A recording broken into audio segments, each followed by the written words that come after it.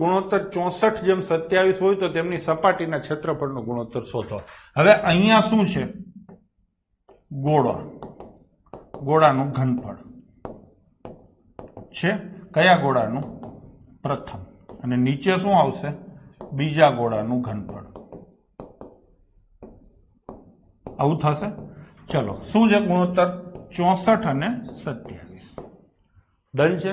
અહીંયાનું સૂત્ર તમે લખો તો ગોળાનું ઘનફળ એટલે 4/3 પાઈ r1 ક્યુબ અને નીચે આવશે 4/3 પાઈ r2 ક્યુબ।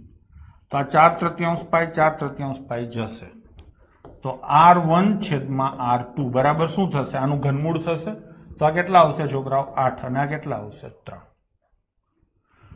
ટૂંકમાં બંનેની ત્રિજ્યાનો ગુણોત્તર તમને મળી ગયો 8 અને 3। ડન છે। હવે શું કીધું છે? સપાટીના ક્ષેત્રફળનો ગુણોત્તર શોધો। સપાટીનું ક્ષેત્રફળ એટલે 4 પાઈ r સ્ક્વેર અને r1 સ્ક્વેર અને નીચે આવશે 4 પાઈ r2 સ્ક્વેર। આ 4 પાઈ તો ઉડી જશે તો r1 સ્ક્વેર એટલે 8 64 અને r2 સ્ક્વેર એટલે 3 તેરી 9। તો જવાબ આવશે 64 અને 9। નહીં, આનું ઘનફળ કેટલું થાય? સોરી, 4 થાય ને, તો ચોકે ચોકે કેટલા આવશે? 16 આવશે। બરાબર, 4/3 થશે।